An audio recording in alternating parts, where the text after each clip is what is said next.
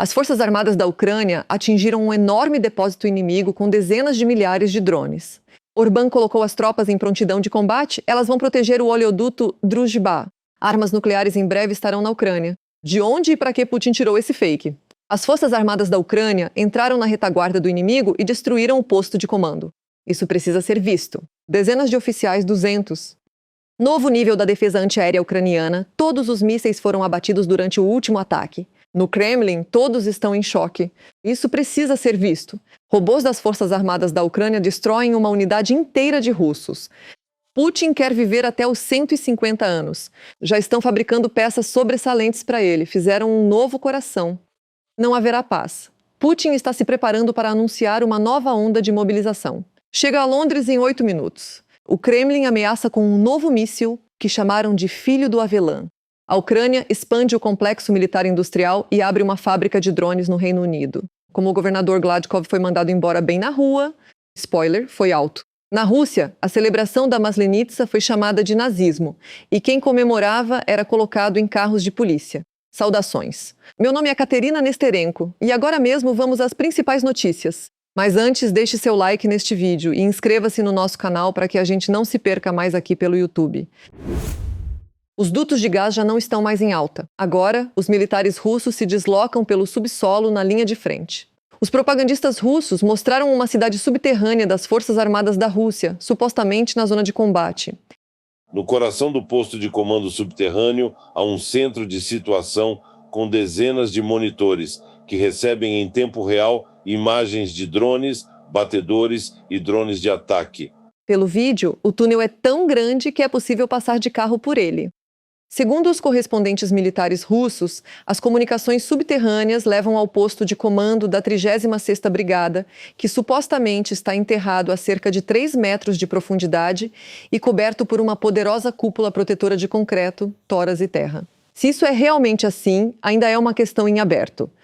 Dessa forma, o exército russo quer se proteger contra drones ucranianos, bombas aéreas e mísseis. Mais para a direita, ele precisa entrar agora. Eis a entrada. Ele está vendo, não está? Está vendo. A real eficácia e utilidade de tal estrutura é bastante questionável no momento, pois nas últimas semanas, os drones ucranianos têm entrado ativamente diretamente no interior dos depósitos de munições e armamentos.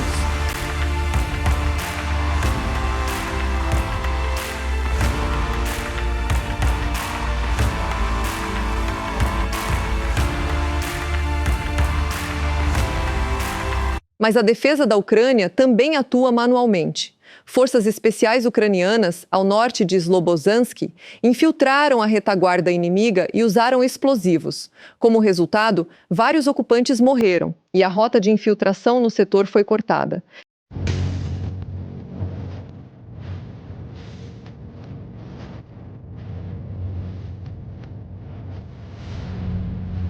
Também é possível eliminar o inimigo com a ajuda de complexos robóticos terrestres. Estas são imagens da direção de Pokrovsk. Um operador do complexo robótico ucraniano da 32ª Brigada Mecanizada Independente eliminou 2 ocupantes russos com fogo de metralhadora na direção de Pokrovsk.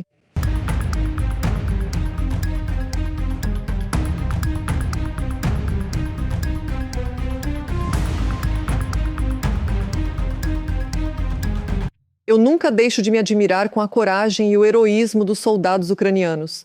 Eles mantêm a linha de frente e enfrentam uma horda enorme que os supera em número. Por isso, peço que apoiem as Forças Armadas da Ucrânia. E se não for possível fazer isso financeiramente, escrevam palavras de apoio para eles nos comentários. Eu sei que eles nos assistem. Prometeram, cumpriram.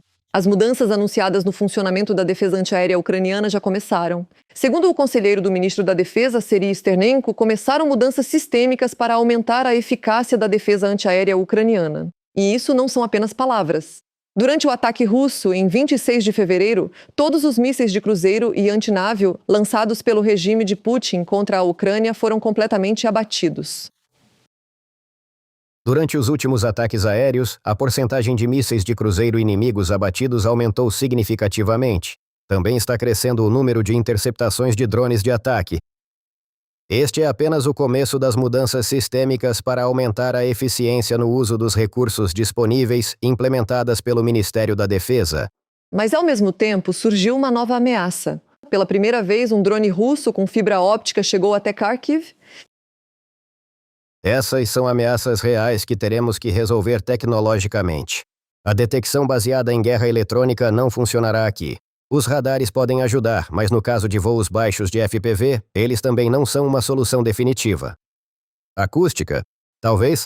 Ao mesmo tempo, o ministro da Defesa da Ucrânia, Mikhail Fedorov, falou sobre a ampliação da construção de redes antidrones nas regiões fronteiriças. O foco está nas rotas logísticas e estradas que garantem a subsistência das comunidades próximas à linha de confronto.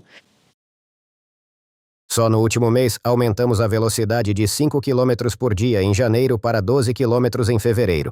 Isso aumentou significativamente a segurança dos deslocamentos militares e garantiu o funcionamento estável das comunidades próximas à linha de frente. Já em março, planejamos cobrir 20 km de estradas por dia. Até o final do ano, está nos planos instalar mais 4.000 km de proteção anti-drones em rodovias. Lendo os comentários dos episódios anteriores, vejo que muitos nos assistem do Cazaquistão, Moldávia, Europa e até do EUA. Nós, ucranianos, somos muito gratos pelo seu apoio e temos orgulho de ter espectadores tão sensatos. Escreva nos comentários deste episódio de qual país você nos assiste e se aí apoiam nossa luta contra o Império do Mal. Sempre leio seus comentários com prazer e, enquanto isso, continuamos. A seguir, vem o mais interessante. Nós sabíamos que Putin está ativamente trabalhando para prolongar sua vida. Afinal, o homem do bunker sonha com a imortalidade. Mas até então não tínhamos consciência de até onde tudo isso chegou. Acontece que cientistas russos estão trabalhando na criação de órgãos artificiais para Putin. Além disso, o próprio Putin falou sobre isso. É claro que isso é apresentado como um tratamento que estará disponível para todos no futuro. Mas na realidade tudo é para o rei e seus capangas. E até mesmo tecidos, vasos sanguíneos e o que mais. O que já não é ficção científica são os órgãos humanos individuais. É verdade que ainda não chegamos ao ponto de criar, por assim dizer, um coração vivo, mas estamos caminhando nessa direção.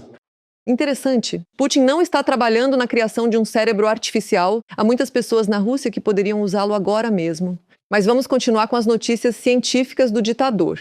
Putin também deu uma mãozinha aos russos. O rei foi generoso o suficiente para doar uma vacina completa. Não está claro o motivo, mas ele prometeu injetar em todos. Vacinas, o que é importante e seriam muito desejadas. Verónica Igorevna me promete, pelo amor de Deus, desculpe, me promete todo o ano que logo teremos essas vacinas. Logo teremos essas vacinas. O principal é que não aconteça como com a vacina contra o coronavírus. Sputnik V. Depois de 9 injeções, Zhirinovsky foi ao concerto de Kobzon, fábrica ucraniana em solo britânico. No Reino Unido, foi inaugurada a primeira empresa de defesa ucraniana para a produção de drones. Segundo o embaixador da Ucrânia, Valery Zaluzhny, trata-se de uma unidade de produção da empresa Ukrepak Systems.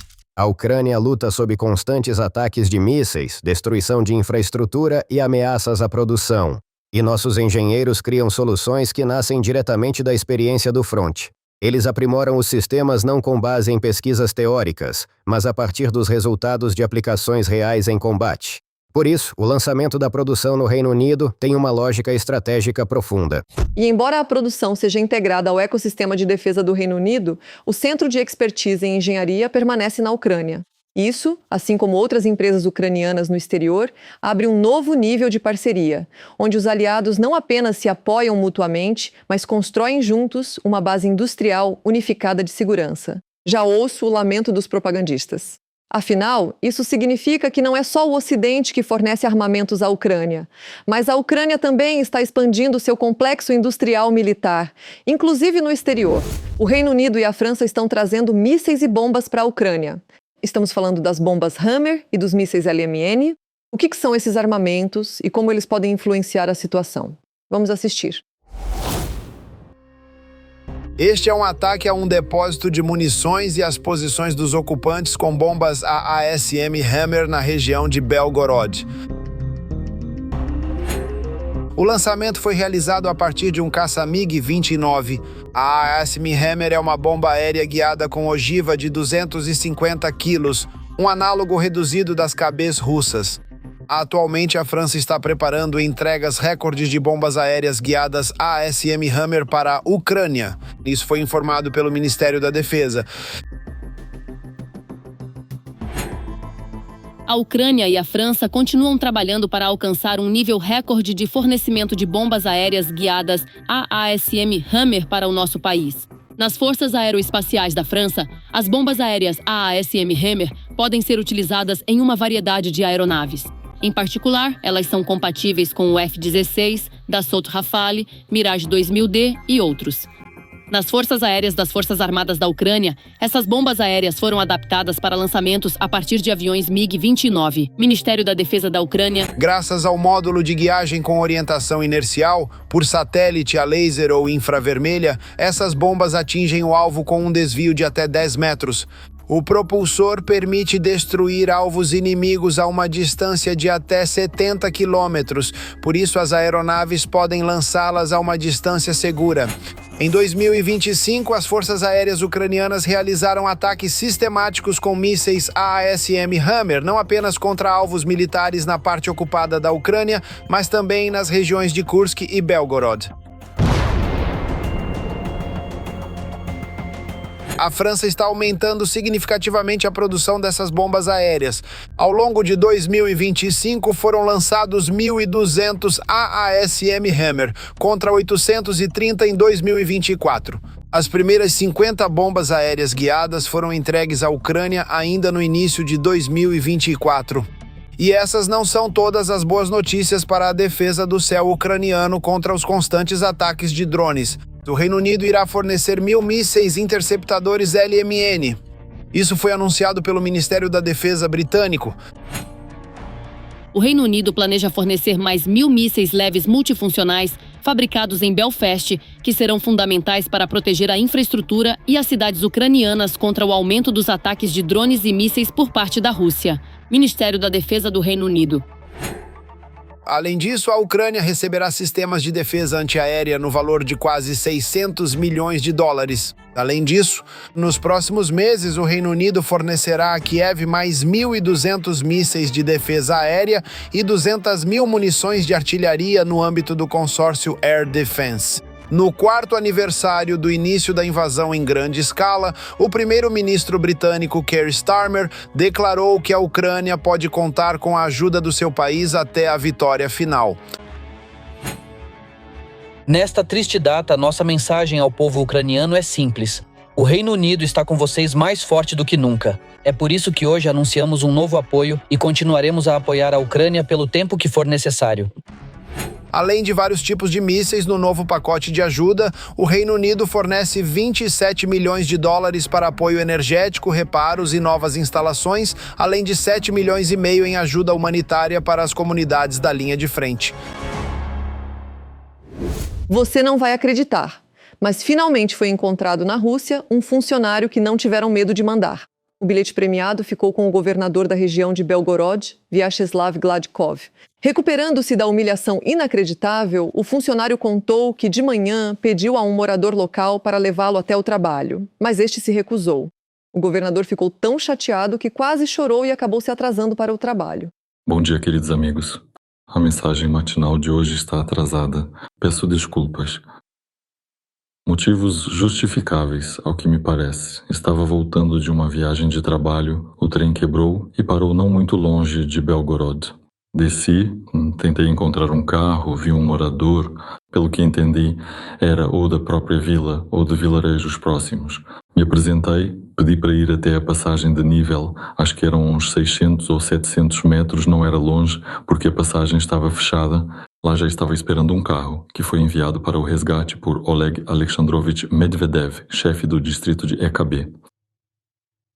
O morador local recusou. E vocês imaginam Gladkov, sinceramente, entende porque ele, a um governador de toda uma região, foi negado um pedido tão simples. Sei que vai soar estranho, mas o Oreshnik teve filhos.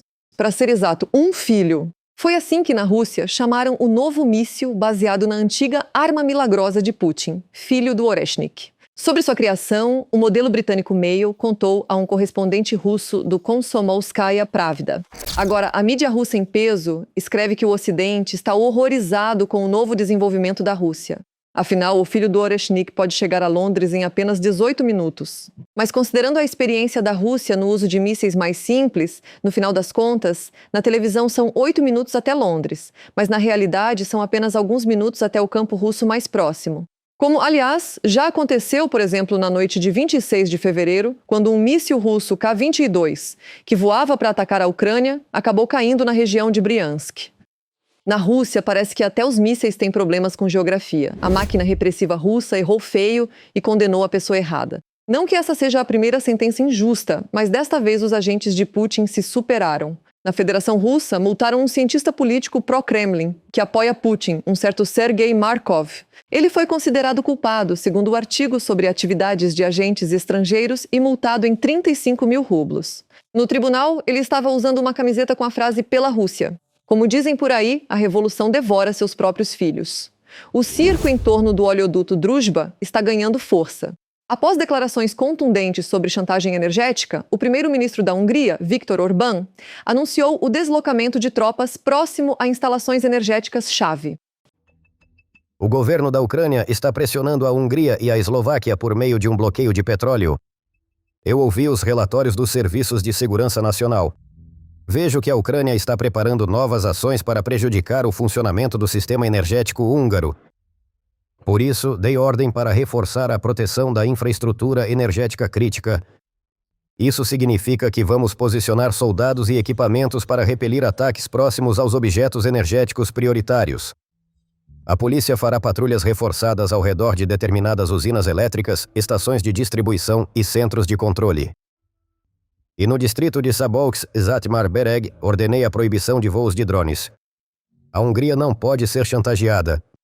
Além disso, Orbán fez um apelo oficial ao presidente da Ucrânia exigindo que mude a retórica anti-húngara. Eu o exorto a mudar sua política anti-húngara. Nós, o povo húngaro, não somos responsáveis pela situação em que a Ucrânia se encontra. Sentimos compaixão pelo povo ucraniano, mas não queremos participar da guerra. Não queremos financiar ações militares e não queremos pagar mais caro por fontes de energia. Mas, ao que parece, o que move Orbán não é o desejo de obter petróleo, mas o medo de perder o poder. A Europa lhe deu as costas e a oposição húngara está avançando rapidamente na véspera das eleições. Além disso, até mesmo um amigo do clube de Putin na Europa foi acusado de traição. E a acusação está diretamente relacionada à sua posição sobre a Ucrânia. Aqui estão os detalhes em nossa reportagem. Orbán e Fico estão aumentando a pressão. Isso é um fracasso e não é o sinal que queríamos enviar. A Eslováquia interrompeu o fornecimento emergencial de eletricidade para a Ucrânia. Vamos perder muito dinheiro e temos o direito de responder a isso.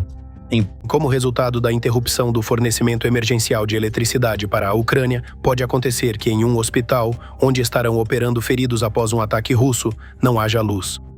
A oposição eslovaca está preparando uma queixa criminal contra Fico por essa decisão. Trata-se, em particular, de abuso de poder por parte de funcionário público, traição ao Estado, desumanidade, ato terrorista, violação de deveres na gestão de bens do Estado. Além disso, o primeiro-ministro Robert Fico ameaçou revisar a posição em relação à adesão da Ucrânia à União Europeia, caso seja boicotada a transferência de petróleo russo por eles. O presidente da Ucrânia, Volodymyr Zelensky, nos diz que devemos comprar gás e petróleo. De qualquer um, menos da Rússia, mesmo que isso seja mais difícil e mais caro. Se a limitação do fornecimento de eletricidade à Ucrânia for difícil de implementar na prática, então a pressão será em relação à concessão de um novo pacote de ajuda da União Europeia. Agora isso está em dúvida, justamente por causa de Bratislava. Apesar de não termos recursos para reduzir os preços da eletricidade, Bruxelas pretende aprovar mais um crédito militar para a Ucrânia no valor de 90 bilhões de euros, dos quais a Ucrânia não devolverá um centavo. Considero absolutamente correto que a Eslováquia não tenha participado da aprovação desse crédito. O Conselho da União Europeia aprovou 2 documentos para empréstimos de 90 bilhões para a Ucrânia. No entanto, além de Fico, o primeiro-ministro húngaro Viktor Orbán também está bloqueando isso. Estamos coordenando nossas ações com os eslovacos e, se necessário, tomaremos também esse terceiro passo. Não ficaremos de braços cruzados enquanto o oleoduto Druzhba estiver fechado.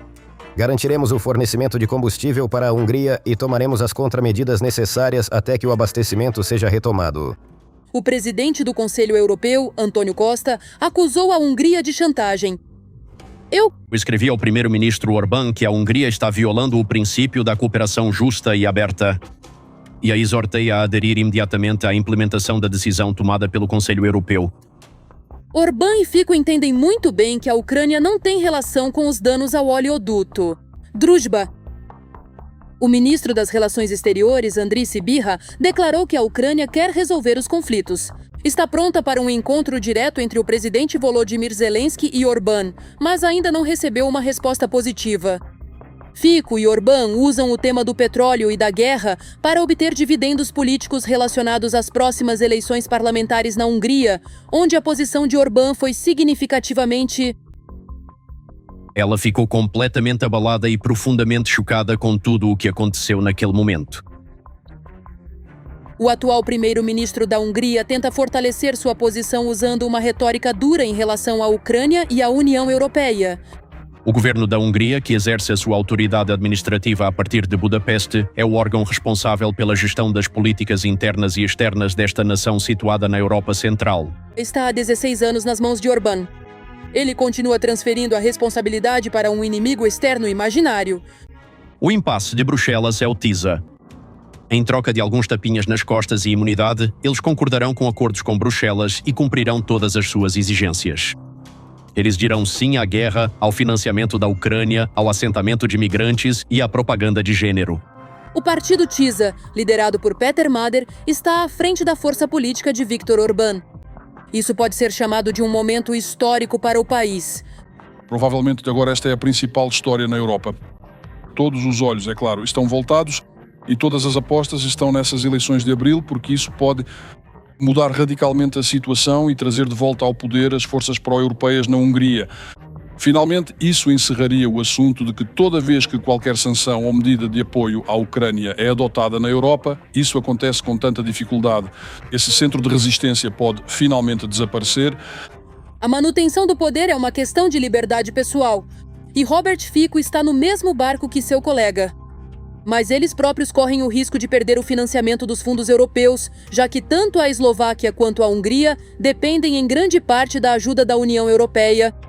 No momento, tanto a Hungria quanto a Eslováquia podem criar dificuldades políticas e financeiras temporárias, em particular, atrasando a decisão sobre a ajuda à Ucrânia ou sua integração europeia.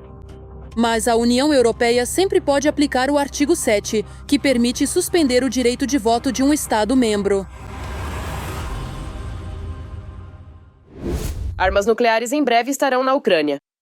É exatamente esse tipo de propaganda que os serviços secretos russos começaram a espalhar junto com o Kremlin. Putin está convencido de que o Reino Unido e a França já estão transferindo tecnologias de armamento nuclear para a Ucrânia. Para que isso serve à Rússia?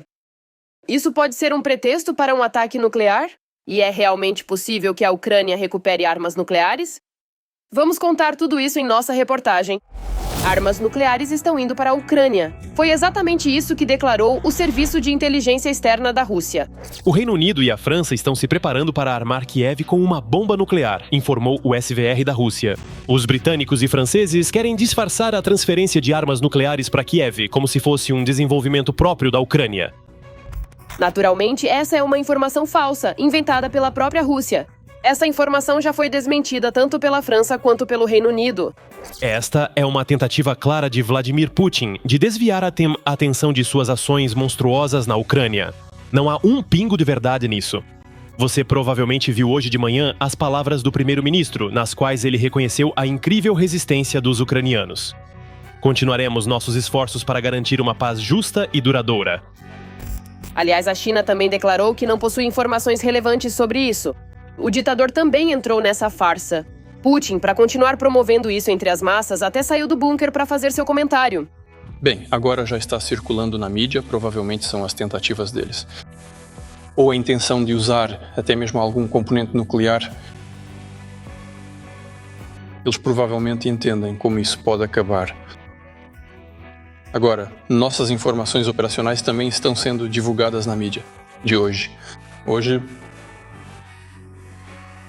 deve ser, provavelmente já, se não deu tempo de ver nada, mas trata-se de uma possível explosão. de nossos sistemas de gás no fundo do Mar Negro. A história já nos mostrou. Se Putin acusa a Ucrânia de algo, significa que ele mesmo planeja fazer isso. Foi assim antes com armas químicas. Primeiro ele garantia ao mundo inteiro que era isso. A Ucrânia planeja atacar a Rússia com armas químicas e poucos dias depois, soldados russos atacaram as forças armadas da Ucrânia com tais armas. Hoje, a retórica permanece inalterada e a Rússia poderia realizar uma provocação nuclear. Todo o círculo íntimo de Putin já está ameaçando Kiev com um ataque nuclear e o mundo com uma guerra nuclear. Por exemplo, Medvedev E a França planeja transferir tecnologia nuclear para a Ucrânia. Entendemos perfeitamente as consequências disso. Este é um caminho direto para a guerra mundial e já mencionamos repetidamente as consequências de tais medidas. Tudo isso é bem conhecido, no entanto, esses jogos ainda acontecem. O Conselho Russo pede que a ONU e a AIEA investiguem a intenção de Grã-Bretanha e França de entregar armas nucleares a Kiev. Para especialistas, isso faz parte do jogo nas negociações. Mas, na verdade, de fato, como na razão causal mais provável para tal retórica, a retórica nuclear, ainda mais no contexto do término e da não prorrogação do Tratado START 3, que expirou em 5 de fevereiro, indica que a Federação Russa agora deseja prolongar o processo de negociação e não está disposta a aceitar o que os Estados Unidos da América estão exigindo atualmente por iniciativa da Ucrânia. Sem dúvida, trata-se de um encontro em nível de líderes, porque nós vemos que o subgrupo político, na verdade, mantém o status quo. Putin, como podemos ver, não gosta nem um pouco da ideia de se encontrar com Zelensky. Além disso, isso não é vantajoso para o ditador. Ele seria obrigado a cumprir os acordos, e isso não faz parte de seus interesses. Por isso, agora ele faz de tudo para ter vantagem na mesa de negociações e adiar o próprio processo de negociação. Os russos sempre agiram assim. Quando eles não querem alguma coisa, inventam um fator externo. Literalmente, há pouco tempo, isso foi uma mitologema, como se os russos tivessem sido atacados na residência em Valdai.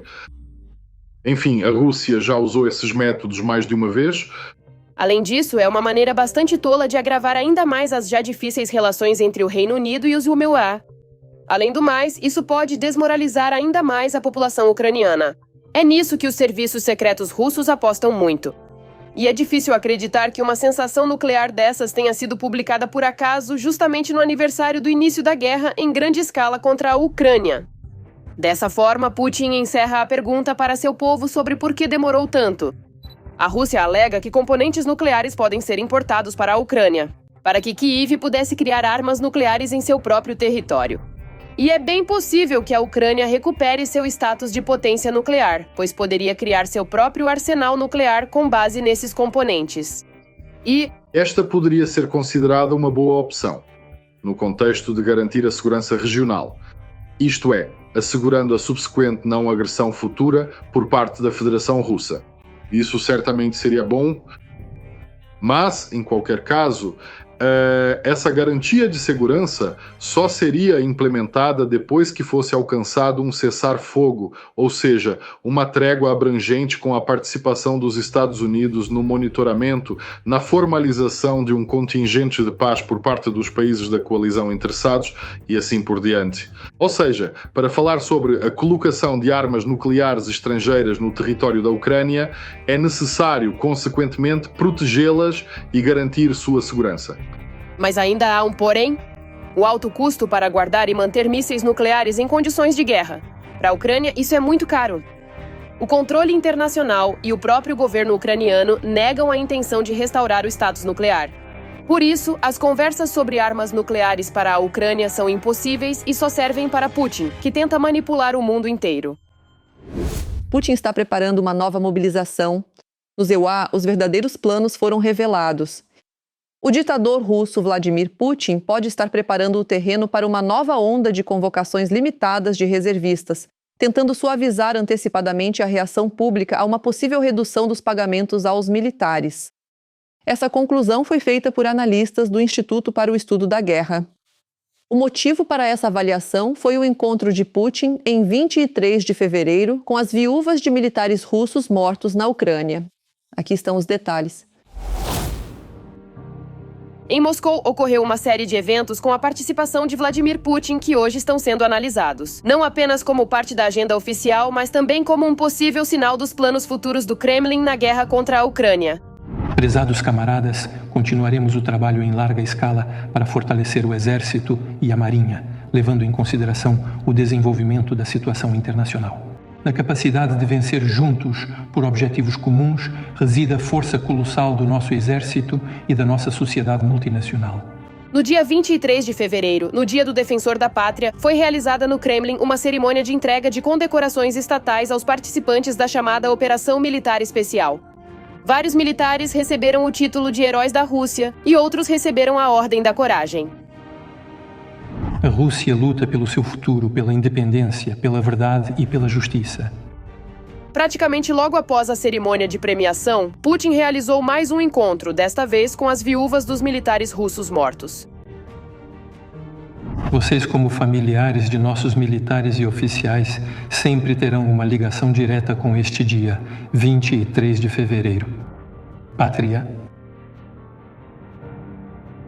Zelar sempre pela memória daqueles que já se despediram deste mundo. Proteger todos aqueles que não estão mais entre nós. Isso estará sempre com vocês. A conversa girou em torno do apoio às famílias, aparentemente imaginárias, das garantias sociais e da assistência às crianças. O ditador assegurou que o Estado continuará a prestar atenção especial e apoio a essas famílias. Eu queria conversar hoje com vocês sobre como está sendo a sua vida, sobre o que pode e deve ser feito a mais para ajudá-los, para apoiá-los. E o mais importante, ajudá-los a criar, a colocar de pé nossos filhos. Encontros desse tipo na prática política russa sempre têm um significado especial. Eles demonstram não apenas uma linha oficial de apoio, mas também moldam a percepção pública do que está acontecendo. No entanto, muito provavelmente há um cálculo muito mais pragmático por trás disso. Segundo o Instituto para o Estudo da Guerra, o Kremlin tenta neutralizar antecipadamente a principal fonte potencial de protesto. Olá. Olá. Olá, tudo bem com você? Infelizmente, com você, não há mais seus defensores, suas famílias. Eu gostaria de ouvir cada uma de vocês. Foram justamente os parentes dos mortos, especialmente as mulheres, que historicamente se tornaram o núcleo dos sentimentos anti-guerra na Rússia. Nesse contexto, fala-se cada vez mais que a Rússia pode estar se preparando para uma nova onda de mobilização. Ainda não há declarações oficiais a esse respeito. No entanto, o que chama a atenção dos especialistas é justamente o conjunto de consequências, eventos e a retórica que acompanha as ações das autoridades russas. O povo da Rússia está com vocês e acredita em vocês. Nossos soldados e oficiais, verdadeiros patriotas, pessoas de fibra especial e vontade inquebrantável, são o apoio do Estado e da sociedade. Agradeço a todos os guerreiros da Rússia pelo serviço valoroso.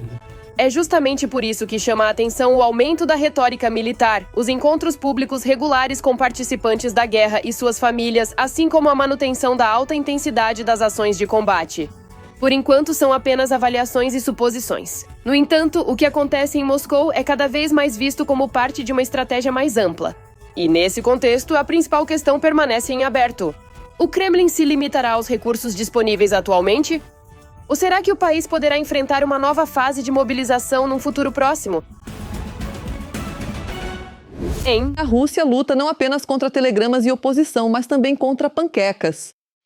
Ao que parece, a maslenitsa está proibida na Federação Russa, na região de Moscou. Chamaram a polícia para as pessoas que se reuniram para celebrar a chegada da primavera e fazer panquecas. Como resultado, a maslenitsa terminou em camburões e a festa foi chamada de nazismo.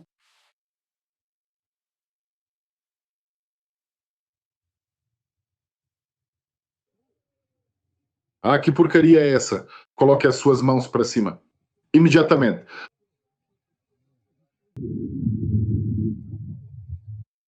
Que porcaria é essa? Que mer.